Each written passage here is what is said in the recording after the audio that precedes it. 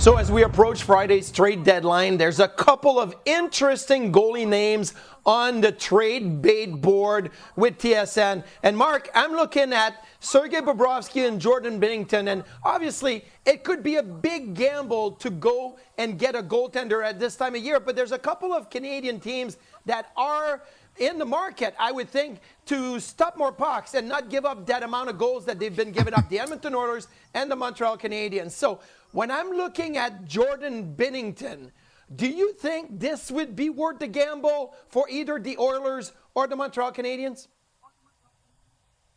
He's definitely a gamble. His last two regular seasons have not been up to par. He has shown that behind a good, solid, maybe a favorite team, he can be a goaltender with an impact. We saw that in the recent Olympic tournament in Milano. The reality, though, with our two teams in Edmonton and Montreal, they're struggling to keep the puck out of their net. They're struggling because they're giving up too many grade A scoring chances. I do not believe that Jordan Binnington is the answer, especially not in Montreal, who are not in a win-now window. It's a different story when you're talking about the Edmonton Oilers. The unique psychological advantage of knowing behind Draisaitl and McDavid that you actually have a goalie that can make saves and that knows how to win hockey games could go a long way as well. Our two teams here are crunched against the cap. They'll need to get creative. Jordan Binnington needs to play behind a solid team defensively. It hasn't been the case in Edmonton. It hasn't been the case for a young blue line in Montreal. And obviously, Connor McDavid knows Jordan Binnington now, having played with him at the Four Nations Face-Off and the Olympics. So maybe there's a better fit with the Edmonton Oilers. And with Binnington, you're also looking at one more year under contract. So this is not a straight rental trying to just get through this year and looking at next year. The Oilers already made that trade for Tristan Jarry, who has 2 more years left to his deal. So I think it becomes very complicated in Edmonton if you want to acquire a goaltender like Jordan Binnington. Not only that, but he's 92nd out of 92 goaltenders this year in the National Hockey League in goal save above expectation. And yes, he had a fantastic first playoffs when they won the Cup. He went 16-10 that year. But since then in the playoffs, he's 7 wins and 14 losses. So not really the success that he had in his first year. And yeah, I mean, maybe that works for the Edmonton Oilers. But the Montreal Canadiens, for me, would be the one team that would be more interesting when you look at Jordan Binnington. Because, yes, you have Jacob Fowler as a next guy, like a Carey Price type guy to come in. But I think Fowler could be still a couple of years away before he has that impact. So you could bridge the gap between now and in 2 years when Fowler would be ready with a Jordan Binnington to be able to come in not just for this year, but next year as well. Samuel Montembeault, 1 step back, 2 steps forward. And Jakub Dobeš, still very green when you consider playing the crease. So, Marc, what do you think of Dobeš? Would you be comfortable with him, or do you think the Canadiens will or should make a move? As of now, I do believe that Jeff Gorton can't use our entering this trade deadline as being a very patient market. This is a year ahead of the plan. They're going to shed some salary eventually. They're going to be ready to make some bigger and more aggressive move 1 year down the road. This is a next year plan. This is not a win now. They need saves. There's no doubt about it. They have Fowler. They have Dobeš, who's outplayed Samuel Montembeault so far. But nothing is stable between the pipes in Montreal there. And although they're not in the market for a rental player, maybe that rental goalie can help them propel them to the second round. Yeah, and a rental goalie, and you look at the trade bait, number 20 on the trade bait is Sergei Bobrovsky. He's moved up. I think that the Florida Panthers have moved from not knowing what their position was going to be to a seller now when you look at the Eastern Conference playoff picture. So Sergei Bobrovsky, a UFA at the end of the year, 2-time Stanley Cup champion, 3-time Stanley Cup appearance, right? 3 in a row. So would that be a better fit for Montreal? And where would Sergei Bobrovsky, in your opinion, Marc, fit with the Edmonton Oilers as well as a straight-up rental for the end of the year?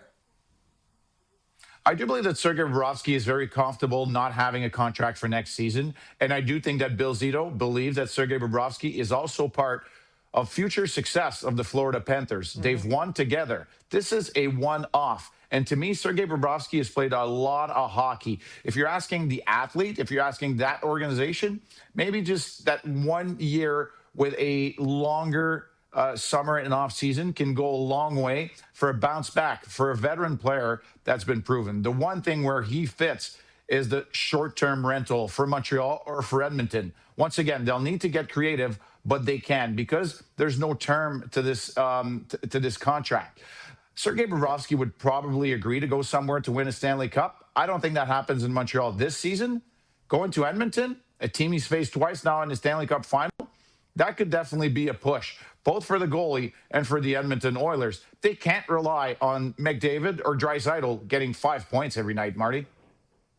Yeah, wouldn't that be something if you brought the goalie that beat you the last 2 years to come and try to get you to a Stanley Cup with the Edmonton Oilers? 88 out of 92 goalies on goal save above expectation for Sergei Bobrovsky. And I get it. People are saying he's having a bad year. And yes, he's not playing to the level that we know Vezina Bob can do. But let's look back to 3 years ago, right? When the Florida Panthers were right there trying to make the playoffs. It wasn't Sergei Bobrovsky that was playing. It was Alex Lyon. And it took Sergei Bobrovsky to come in the Boston Bruins series. Actually made a crazy breakaway save on Brad Marchand that saved that series for the Florida Panthers. And then he took his team all the way to the finals, losing before winning back-to-back. So at any moment, Sergei Bobrovsky can snap his finger, and all of a sudden, he goes from goalie Bob to Vezina Bob. And I think that is, for me, the most interesting situation. Yes, $10 million cap hit right now, that's a big number. And if the Florida Panthers are not going to make a push for the playoffs this year, they can retain some salary, try to facilitate a trade, and you could always sign him back in the offseason. So I do believe, for me, that Sergei Bobrovsky would not just be interesting to the Edmonton Oilers and the Montreal Canadiens, but to other teams that maybe are looking to say, hey, maybe with a goaltender we can make a splash, because I believe this year it's wide open. Even Colorado has been dominating in the first half. I don't know that they're as dominant right now, so it's wide open. I don't know. I mean, Edmonton and Montreal could be in the market, but Marc, do you see this goalie market maybe going out more towards other teams, not just a couple of Canadian teams? Well, first off, for Edmonton, it would take a big man within the organization to make another trade for another goalie this soon after trying to figure it out and acquiring Jarry as well.